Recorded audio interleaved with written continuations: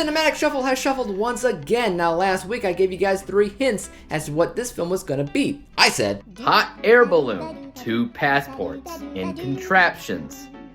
Can you guess the movie? Jacob Martin, you got this right over on Twitter, and here on YouTube Shorts, my brother got it right, and the thing that was a dead giveaway for both of them was hint number 2, meaning 2 passports, because Jackie Chan's character in this, of course, is Passepartout. That actually makes me laugh because I feel like that's something that nobody would actually get unless they saw the movie. Anyways, this is a movie that I have personally seen at least twice in theaters and multiple times since its initial release, so it's a fair assumption to say that I'm a little bit biased with it, but let's get cracking anyway. Around the World in 80 Days is one of the many adaptations of the Jules Verne novel of the same name, about a London-based inventor by the name of Phileas Fogg that makes a rambunctious claim that he can circumnavigate the globe in exactly 80 days, something that the Royal Academy of Science scoffs at, wagering that if he can do something of that magnitude, then he might as well just win the position of the Minister of Science. So he ventures off to do just that. Along for the ride is his trusty valet,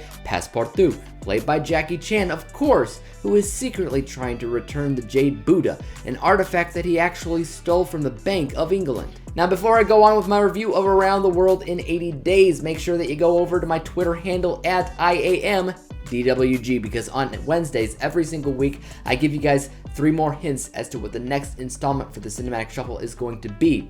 Or you can wait until I post the same thing as a YouTube short, which I do on the following Friday. So on to my review for Around the World in 80 Days. As I've already stated, I have seen this movie twice in theater, which is a rarity for me. I can probably count on one hand the movies that I've seen more than once in theater, and you'd be surprised how many of those are Disney films. Holes, for instance, I think I saw that one 5 times in theater. This, though, I think I definitely saw it at least twice because I had so much fun with it. There's a few reasons for that, but at the time, I was just a big supporter of martial arts in general.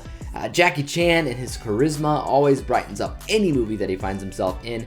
But true enough, this is easily one of my favorite Jackie Chan movies of all time because his style of humor and martial arts, even though it is closer to a dance, works so well in this. He's given so much stuff to work with based purely on how many filming locations there are in this film. Past the martial arts aspect, I actually really enjoy the humor of the film, whether you're talking about the physical humor stuff from Jackie Chan or the dialogue from Steve Coogan, who plays Phileas Fogg. To this day, I haven't really seen Steve Coogan in many things other than this, but I do actually think that he's a talented comedian and he does a great job in this film. His chemistry with not only Jackie Chan but also Cécile de France is immaculate. The 3 of them together are great in this movie.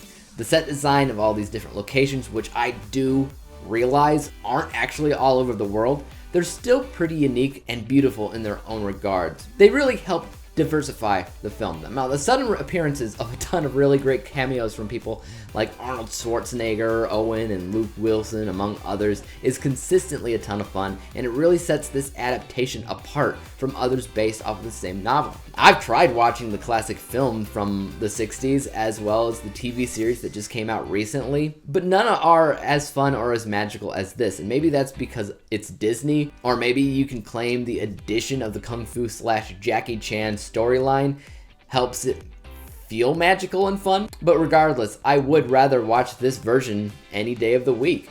I have not spoken much about Cécile de France's character, and that is because there's not much to say. I like her character, and the romantic chemistry that she has with Phileas Fogg it's cute, but unfortunately, she adds almost nothing else to the role. Now, I hate to say this about any given movie, but sometimes there really are these characters in film that seem to hold no real importance other than to be a pretty face. And that's kind of true for her character, unfortunately. But I will say that she does even out the chemistry between Steve Coogan and Jackie Chan, so in a way she definitely feels like she fits.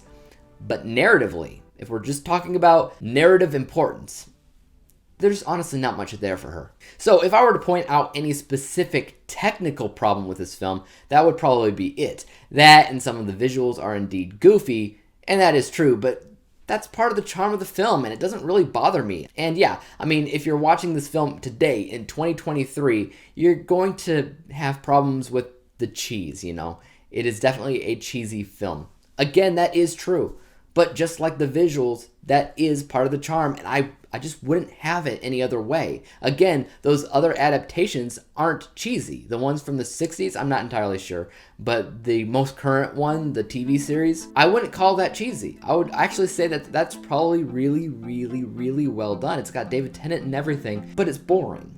So there is that. Let's go ahead and break down my final score for a second, which I rated Around the World in 80 Days. A- letter grade, final overall score of 89%, 89 out of 100 possible stars. Now technically, this is a rise from my original score from my written review, which was only 87%. Still pretty close though. Guys, have you seen Around the World in 80 Days? Are you a fan of it?